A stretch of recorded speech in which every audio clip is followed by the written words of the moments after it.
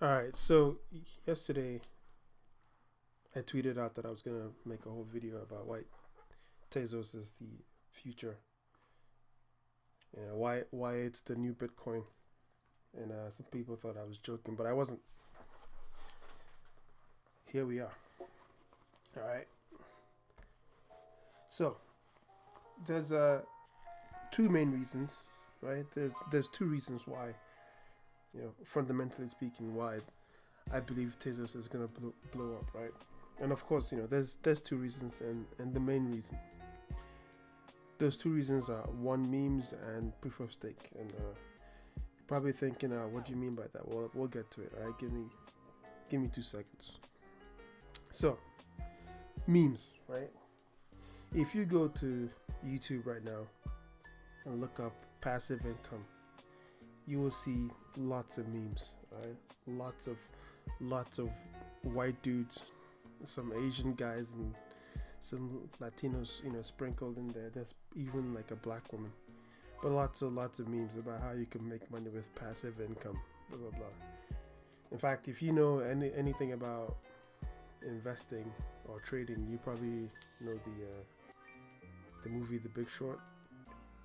And this guy here, Steve Eisman, basically he's like, the whole passive income meme has gotten to the point where it's a bubble and it's gonna pop. All right. He's sure most people don't really like believe him at this point, but that's how bad it's gotten. Okay, so keep that in mind. Passive income. Let's move on. Now let's talk about proof of stake. So back in 2015, when I got into Bitcoin, my very first love was NXT. NXT was like the first, blockchain V2 project.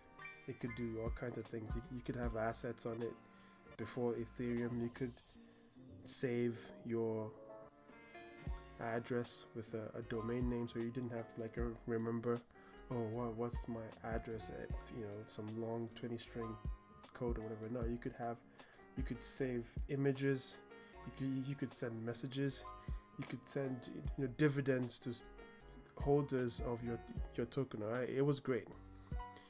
But NXT used a new consensus algorithm called proof of stake, right? It was the idea had been around for like, I think, a year before that. The main paper was published in 2012, but NXT actually like made it a thing.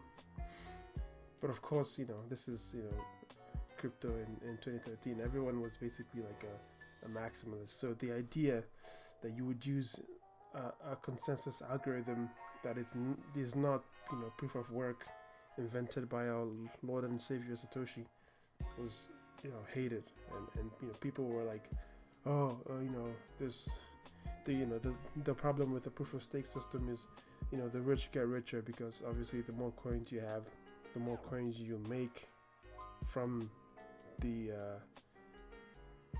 Coinbase distribution, right? So where proof of work gave new coins to people who were miners, proof of stake just gave coins to people who already had coins, right? So it was this like elegant system where there was actually an incentive to hold the coins, right? You didn't have to just wait for someone to film it. You could just make money by simply holding it and getting a certain dividends each day or month or year or whatever. So I keep those two things in mind, right? The meme of passive income and the proof of stake model. Now let's get to Tezos. Finally, if you look at like all the projects out there, most of them use proof of work, like Bitcoin does, but a few of them have like new consensus algorithms. Some are proof of stake. A lot of them are masternodes plus proof of stakes. There's a bunch of different algorithms out there, but when you come to the proof of stake realm, there's a couple different types, right? The difference So if you actually like look into how many proof of stake coins out there, there's a lot, but you don't want to just go buy some random shitcoin and start hoping on the 5% dividend yield if the coin is gonna dump like 20% every year, right? So it's kind of ass backwards. Your only choice really is like the high market caps, the really stable high market caps are the only coins that you could use to gain dividends, and hopefully it doesn't dump on you. I mean, they probably still will, but at least they'll dump a lot less than some shitcoin someone launched in a Discord somewhere. So, but why does Tezos stand out between projects like EOS and Tron and I think NEM is called the New Economy Money or something like that, something dumb. Well, with EOS and Tron, like there's like a certain group of block producers, right? Just a handful of people who are allowed to actually produce the blocks. All you can do as a token holder is vote on who gets to produce blocks, right? You can't actually like stake yourself.